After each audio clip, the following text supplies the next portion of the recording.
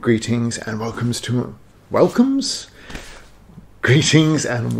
my review of The Lost Fleet Dauntless by Jack Campbell, previously known as John G Hemry, the first novel in the Lost Fleet series that dates from 2006 and was rapidly followed by another 5, making 6 in total, a sequel series of another 5, which then had its own sequel series, currently out 1 book, then a prequel trilogy, they're always great, and a 4-novel spin-off series called The Lost Stars. For the mathematically challenged, that's a total of 19 books and a considerable investment of your time should you commit to the whole thing.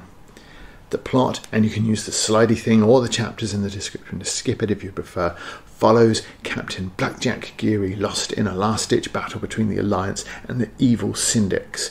Geary is found in hibernation sleep some 100 years later by an Alliance fleet striking at the Syndic homeworld and hoping to end a 100 years war with one last bold attack.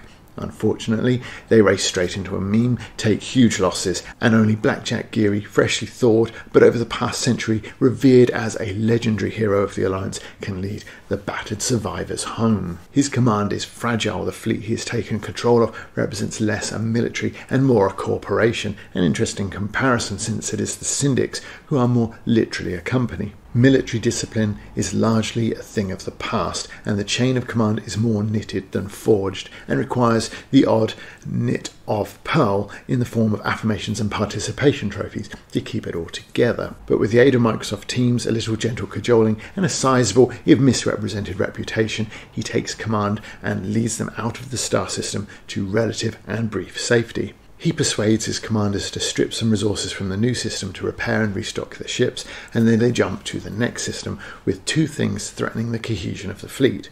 One is that Geary argues against the direct and obvious route home, suspecting that superior enemy forces will lie in wait along that route. The most circumspect route, however, goes against 100 years of military teaching, some of it based on his own reputation, that requires the fleet to charge headfirst at the enemy and show your courage and honour as you're blown to pieces. Few of Geary's fleet have a long history in the military, as you can probably imagine. But in the second system they again restock, and then a portion of the Syndic's fleet catches up with them, and Geary knows that he will have to fight and prove that he is the Black Jack of old, but also that tactics and plans and new concept to his comrades in arms will have to be followed to come out on top. This is only a part of the Syndic fleet and represents a chance for a much-needed morale-boosting victory. I'm sure you don't need me to mention it, but the fact that there are 5 more books in this series suggests it'll go well enough. The originality that you'll find in that plot depends on how much you've read or even seen on TV. Certainly there's a debt owed to the likes of The Odyssey, The Time Machine, Gulliver's Travels. The hero out of his own time or place was a staple of Burroughs, and one suspects that Hemry, being of an older generation, had an educational upbringing that included most of those authors. Younger audiences will find similarities with things like Buck Rogers, Andromeda, Farscape, Star Trek, particularly Voyager, and most importantly Battlestar Galactica, in whichever flavour you may prefer. The bad guys being a corporation ruled autocratically, fighting a plucky and diverse alliance is sufficiently familiar that only the very young are going to find something new in this novel. And while this novel is just a fraction of a far larger series, it comes in at a pretty slim 290 odd pages, and it does demonstrate a decent understanding of where it sits in the broader scheme. The story builds admirably, with the seeds of dissent obvious from the start and slowly growing. It's a bit of a shame that there isn't rather more made of the rebellious groups within Geary's fleet, and it does feel like there's no B-plot here. Instead, you just get a handful of hints at things that will be developed as the story goes into the next handful of volumes.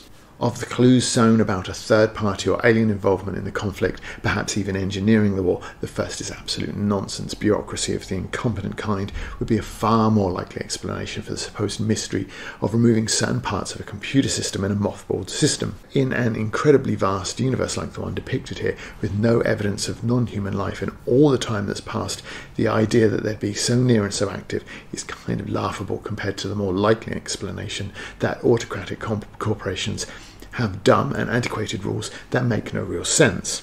So the first hint is heavy-handed enough for the reader to know what is coming, and it's also obvious that you're not going to get it for $8 measly, partner. Likewise, when the diplomats of the fleet start questioning Geary's ultimate motive, it's clear that the theme of absolute power corrupts absolutely is coming, and Geary's protests of innocence here will be tested further in future $8 installments.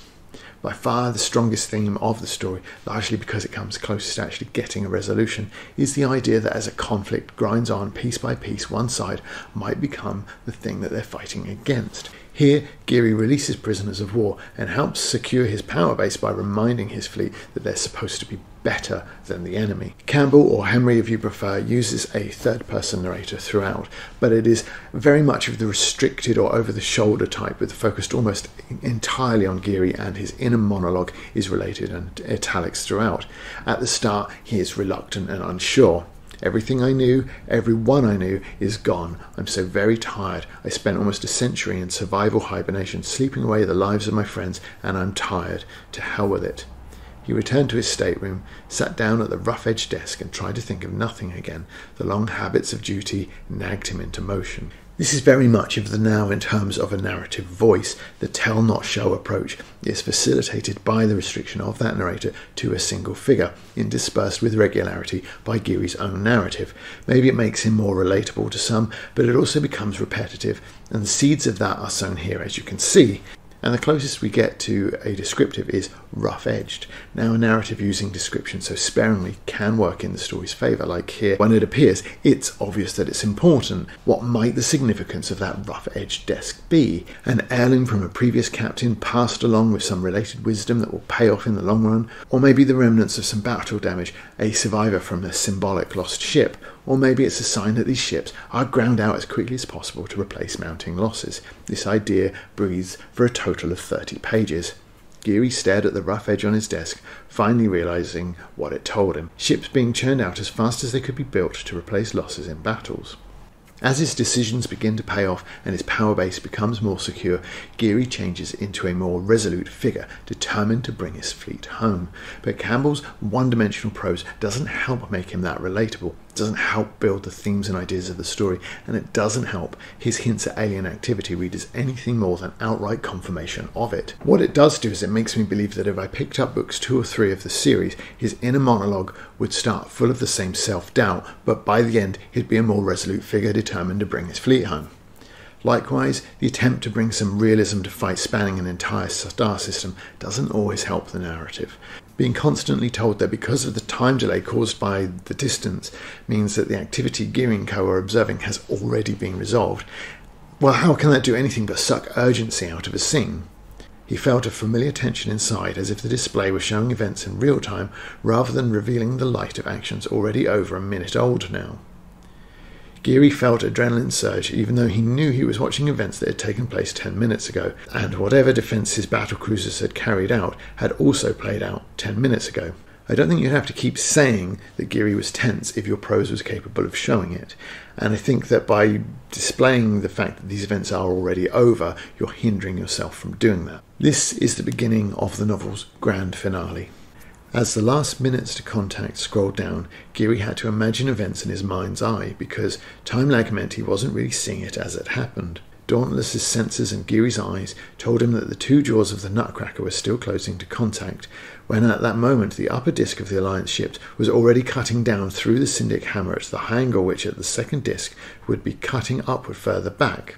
Meanwhile, the Alliance ships shot through the Syndic formation along its shortest axis.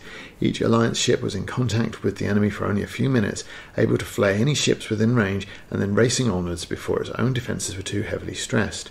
But while the Alliance ships were continuing outward, allowing time for the shields to recover, the Syndic ships were getting hit again and again by new Alliance warships as the narrow disk of the Alliance formation swept through the Syndic formation. It, like the rest of the text, is too bland, too repetitive, too matter-of-fact to set pulses racing. And here again it begins by reminding us that it's already over. Pretty much all of the action scenes contain a passage like this, and it just saps a small amount of energy and excitement from the text. It's a shame because Campbell shows the fleet struggling to overcome their culture and instincts in the run-up to the battle, which deserves more when it actually happens. I'm sure that some of the Heinlein diehards will actually appreciate this science-based approach, especially in the name of a militaristic sci-fi with an elder statesman commander, an embodiment of military discipline that's sadly lacking in its charges. The captain is king theme is common in Heinlein's work, but here we see what happens to a military that forgets that simple mantra. In terms of the politics on display, though, I'd question whether the Syndic worlds truly act like a corporation, as suggested in text. Their zeal and bureaucracy, to me at least, seems rather more reminiscent of local government. That Geary's charges behave like idiots is nicely explained as following his own example. Geary's heroic and desperate last stand 100 years earlier has become the Alliance's only military tactic. It's actually fairly convincing, and it helps Geary's portrayal in two ways. One, he can't help but look smart amongst that level of stupidity, usually a trope I'd avoid, but it works here. The second is, in a culture with such reverence for ancestry and familial lineage, Geary is, once transported out of his own generation, able to reap what he has sown, in the cruelest reading of the events anyway. In conclusion, my biggest issue with the story here is that it really isn't just the first act of one. There's a cynicism in assuming so much dedication in your audience, especially before you've even offered them a product. Geary's desperate last stand that resulted in him frozen in hibernation is not a part of this novel. You don't need it for this to make sense, but if you want it, that's another book to buy. Even Andromeda wasn't so cheap as to leave out that part of his hero's story. Geary's second-in-command, Dejani, hints at a big battle in her past that's left her traumatized. That's another book to buy. You want to find out about the aliens we're hinting at? You want to see if Geary will return to the Alliance only to seize power? It's 5, 10 more books to buy. $8 becomes $80, then the better part of $200 if you want it all. And a one-time payment becomes a subscription plan, 1 a year, maybe 2 for the rest of Hemry's life, if not your own. The Lost Fleet Dauntless is not a bad book, but there's no way it inspires that level of commitment in me. Campbell's prose is too clunky, his action scenes uninspiring, and if there is a touch of Heinlein to the more human themes introduced here, there isn't that freshness about the story that is 3 generations removed from Heinlein's own. It's been told too many times. This is a solid entry into the sci-fi genre. It's easy to pick up, it's easy to read, and perhaps it's easy to forget. Thank you for watching. If you enjoyed this video, then liking and subscribing is the way to get more of this sort of thing.